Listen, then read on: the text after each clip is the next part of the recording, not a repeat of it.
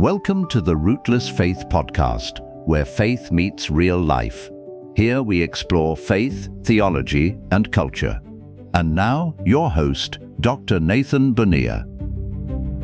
Hey, welcome to ROOTless Faith. I am Dr. Nathan Bonilla, and today I want to talk to you about something that every leader eventually has to face, and that is change. Now, I want to be honest here. Change can sound exciting when we talk about it from a distance. And, usually we use words like growth, transition. We use the words improvement, innovation, and vision. But when change actually shows up inside a church or a ministry or a school or even a nonprofit or a business or even in your own family system, change often feels much heavier. Now, because change usually shows up when something is not working.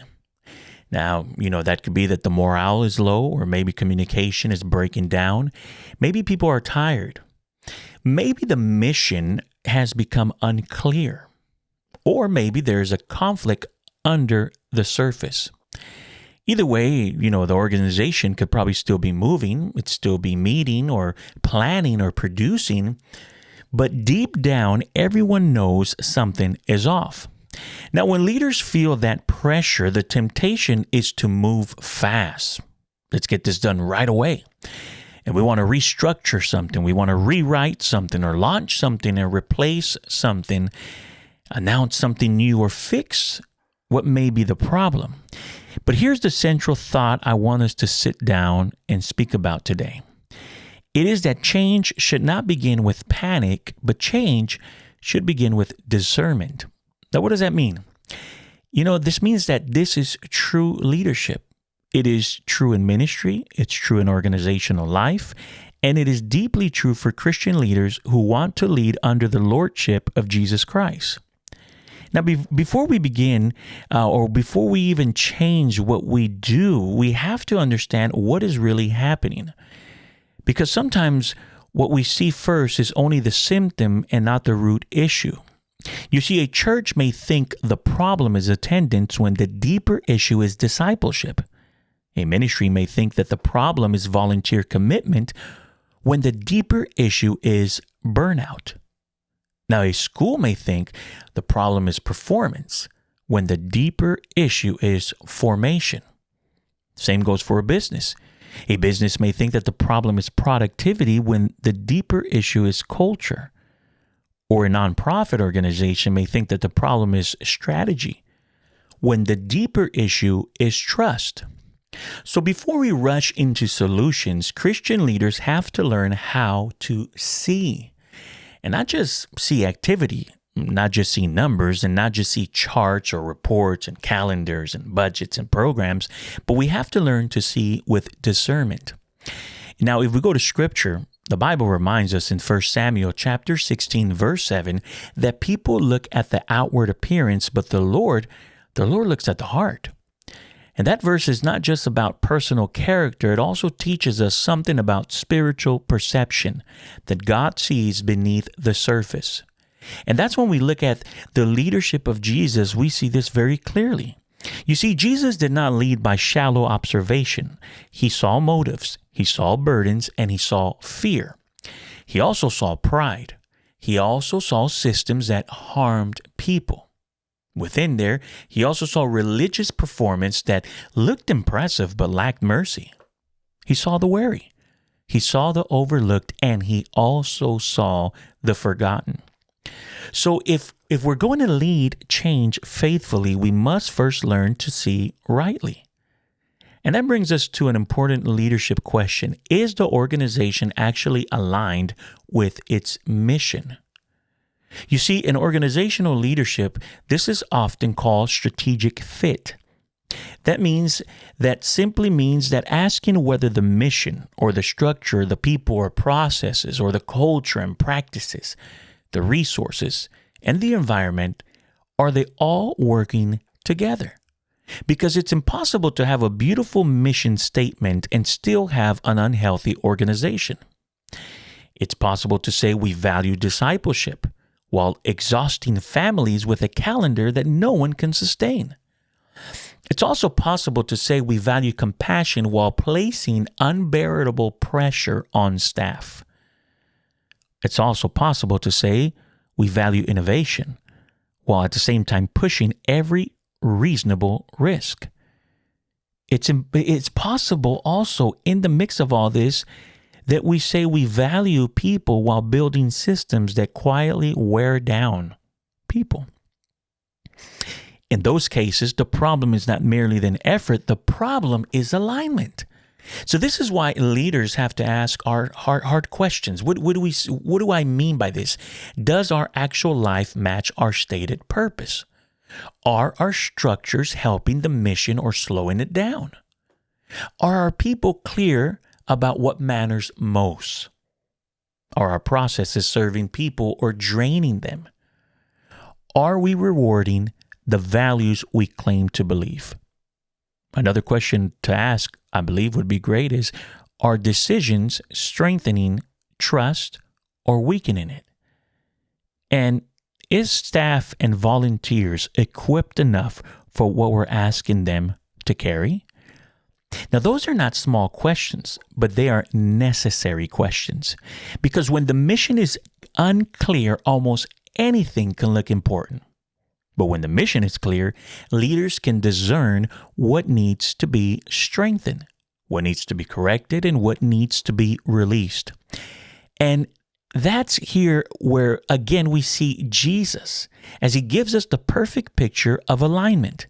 Listen to what the Gospel of Luke chapter 19, verse 10 says. Jesus said, "For the Son of Man came to seek and to save the lost."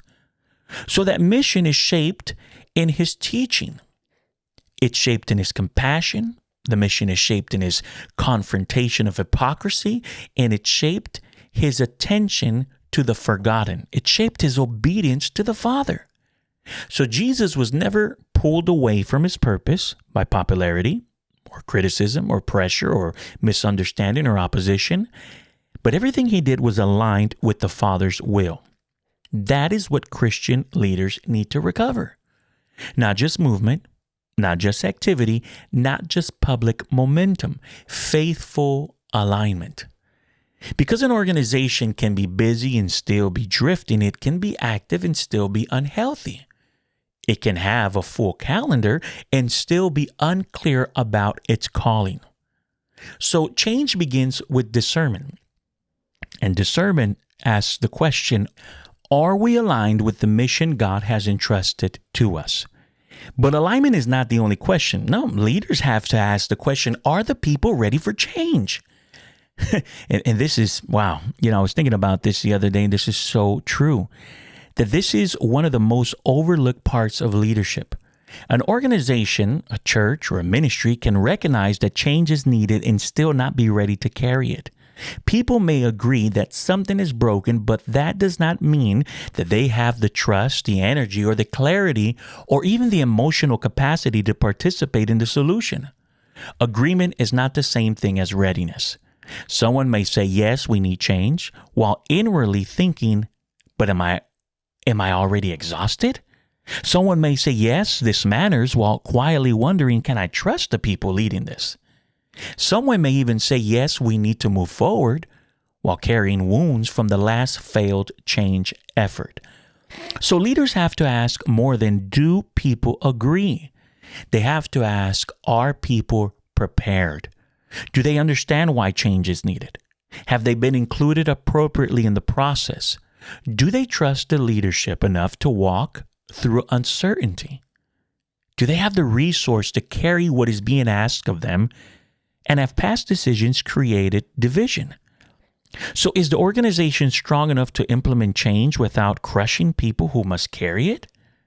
This is where leadership of Jesus and what he did is so instructive. The Gospel of John chapter 16 verse 12 says that Jesus told his disciples, I have much more to say to you, more than you can now bear, more than you can handle.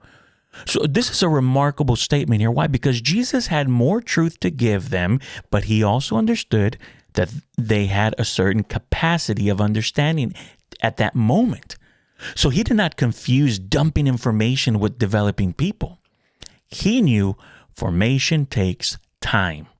He taught progressively. He corrected patiently. He prepared his disciples gradually. He gave them truth, but he also understood what they could bear in that moment. That matters for us. You see, because a change can be right in content and still fail because the people were not prepared. The idea may sound great, the plan may be necessary, the direction may be wise, but if the people are not ready, leaders have to slow down enough to prepare them. That's why Christ-like leadership does not avoid necessary change, but it leads people through change with truth and care. It asks the question, what needs to change? But it also asks, can people or the people bear this right now? And what must we do to prepare them faithfully? You see, that brings us to another issue, the human weight of change. Sometimes leaders look at an organization through charts and policies and calendars and budgets and reports, and all that is great. Those things matter. They tell us something, but they do not tell us everything. You see, a chart may show that there is a structure, but it may not show whether that structure is helping people work well. A policy may describe how communication is supposed to happen, but it may not show whether people feel safe enough to speak truthfully. A strategic plan may describe goals, but it may not show whether the people responsible for those goals are overwhelmed. So when leaders diagnose change, they have to examine how the organization is actually functioning. How is communication? How clear is the mission? How stressed are the staff? How equipped are the volunteers? How healthy is the culture? How adaptable is the organization? How supported do the people feel? Are resources aligned with responsibilities? You see, these questions reveal the lived reality of the organization. And this is especially important when leaders encounter resistance. It's very easy to label people as negative, difficult, stubborn, or unwilling to grow. And yes, sometimes resistance comes from pride, of course. But sometimes it comes from fear. Sometimes it comes from a desire to protect comfort. But not always. It's true. Sometimes resistance comes from exhaustion, from confusion, broken trust, poor communication, limited training, inadequate resources.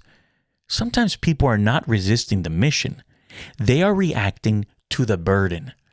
So, if leaders misread resistance, they may apply pressure when they should be providing clarity. They may demand commitment when they should be rebuilding trust.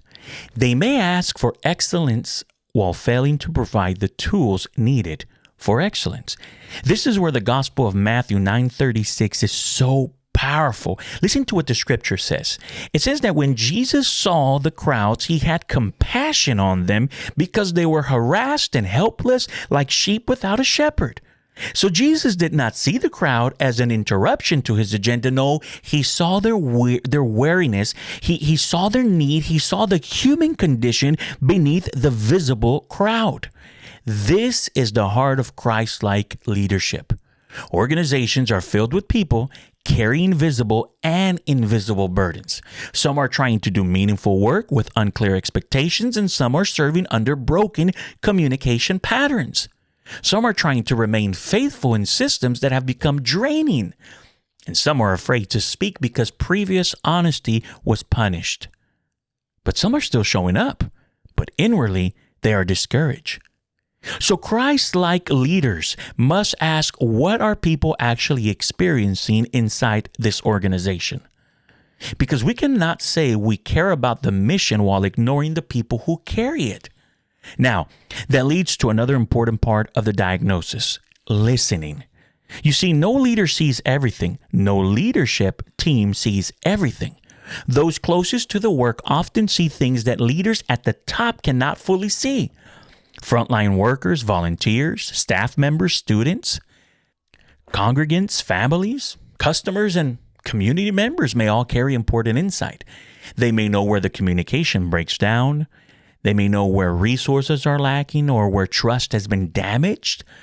They may know where processes are creating unnecessary frustration.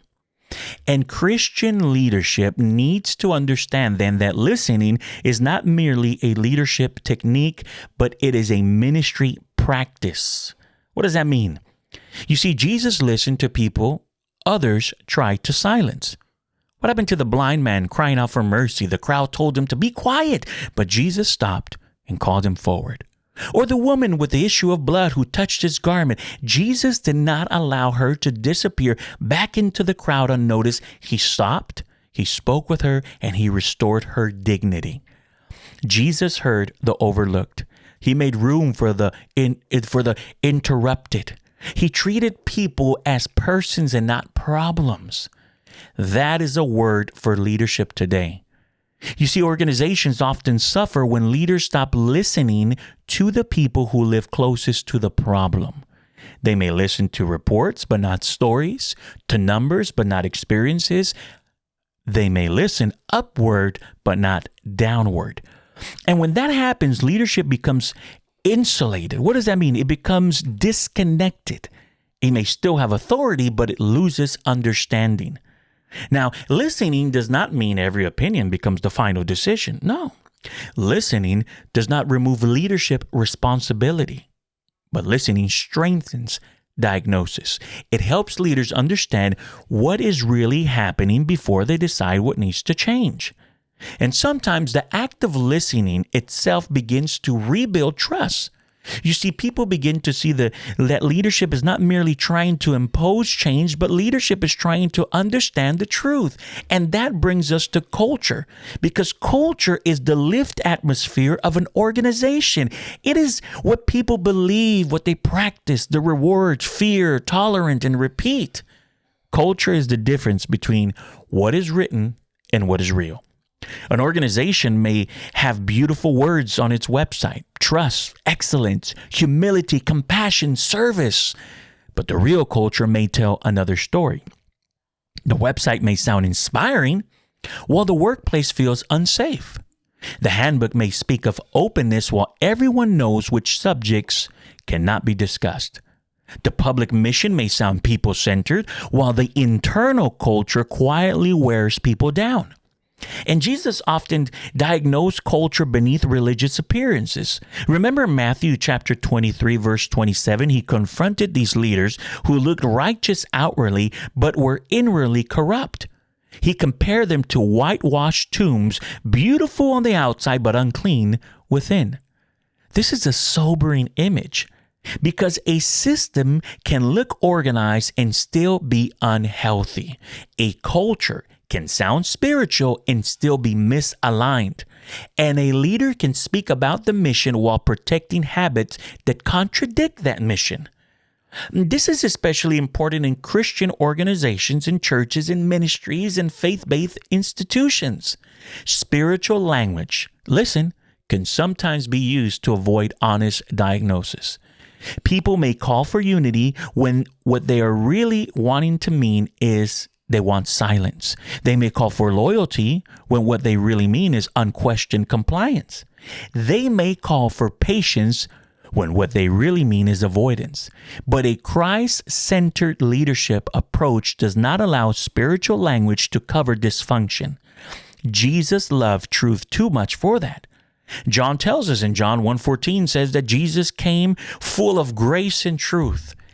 That balance is essential, because truth without grace can become harsh and destructive, and grace without truth can become vague and permissive. But Christ-like leadership requires both of them. You see, leaders must tell the truth about what is broken, but they must do so with a redemptive spirit. The goal is not to shame the organization, but it is to help it become healthier, more faithful, and more aligned with its calling. So after leaders examine alignment, readiness, organizational functioning, stakeholder voice, and culture, then they are better prepared to decide what kind of change is actually needed. And here is where we have to be careful. Not every organizational problem requires a dramatic solution. That's true. You see, sometimes leaders want to change to look impressive. They want the solution to feel bold and visible and decisive, but sometimes the most faithful solution is quiet, practical, and deeply needed. Maybe the organization does not need a complete restructuring. Maybe it needs a clearer communication. Maybe it does not need a new initiative. Maybe it needs to stop overloading its people. Maybe it does not need another training. It may need to rebuild trust. Maybe it does not need to rewrite the mission statement. Maybe it needs to actually align its practices with the mission it already claims. The intervention should fit the diagnosis. And Jesus often addressed root issues rather than surface behavior.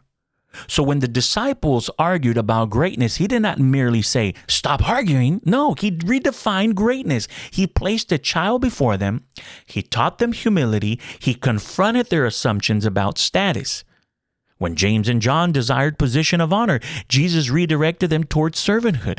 He tells them in the Gospel of Mark, chapter 10, verse 43, he said, "Whoever wants to become great among you must be your servant." So then Jesus understood that behavior flows from deeper assumptions about power, identity, status, and purpose. And organizations are similar. If the deeper assumptions remain untouched, the same problems often return, but in new forms. A team can be restructured and still remain unhealthy. A policy can be rewritten and still be ignored. A training can be completed and still fail to change the culture. That is why diagnosis matters. You see, change must reach the real issue, not merely the visible expression of it.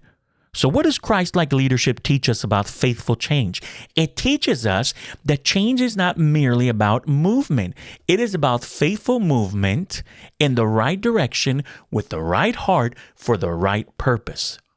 Jesus, he was never passive, but he was also never careless. He confronted hypocrisy, but he also restored the broken. He challenged his disciples, but he also washed their feet. He carried the mission with complete obedience. Of course, we know this, but he also saw the weary and invited them to rest. That gives Christian leaders a better way to think about organizational change. You see, change should not be driven by anxiety. It should not be driven by the image of a management or driven by impatience or driven by control, but it should be shaped by discernment, truth, compassion, courage, humility, and mission clarity. Leaders should ask these questions. What is truly happening here? Where are we misaligned? Are the people ready? What burdens are they carrying? Whose voices have not been heard? What culture are we actually creating here? What kind of change would serve this church or this mission or this organization without crushing the people? And Mark chapter 6 verse 31 gives us a beautiful picture of this. Jesus said to his disciples, "Come with me by yourselves to a quiet place and get rest." Now, that may not sound like an organizational change passage at all.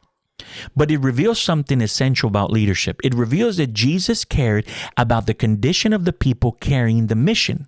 He sent his disciples out, but he also called them to rest. He expected fruitfulness from them, but he did not treat them like machines.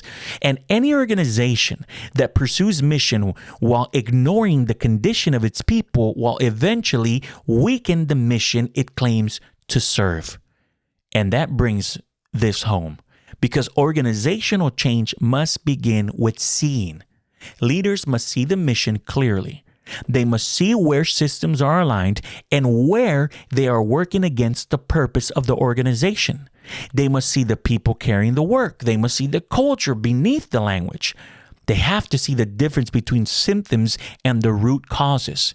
Because without this kind of seeing, change becomes reactionary. And with it, change can become wise, faithful, and life-giving. But the leadership of Jesus Christ gives us the deepest foundation for this work. Because why? He saw the lost, the weary, the overlooked, the proud, the wounded, the misled, and he saw systems that burden people. He saw leaders also that loved status more than service. And he saw ordinary people and formed them for extraordinary mission. My friend, his leadership was clear. It was compassionate. It was faithful. It was true. It was courageous. It was humble. It was completely aligned with the Father's will. So for Christian leaders, diagnosing organizational change is not merely a technical responsibility, but it is an act of stewardness before God. Leaders are responsible more than activity. They are responsible for alignment. They are responsible for the health of the mission and the people entrusted to them. And that means we must be willing to ask hard questions. We must be willing to hear difficult truths. We must be willing to make faithful decisions. And we must be willing to slow down enough to see before we act. So here is the encouragement for today. Do not let panic lead your change. Let discernment lead it. Do not begin by forcing movement. Begin first by seeing clarity.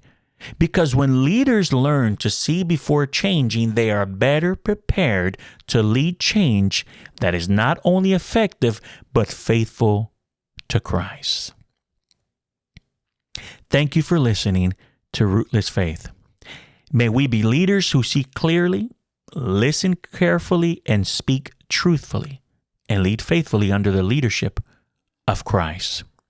I want to invite you to visit me on my website at www.drnathanbonilla.com. That's drnathanbonilla.com. And there's some research and some articles there that I pray will be a blessing to your life.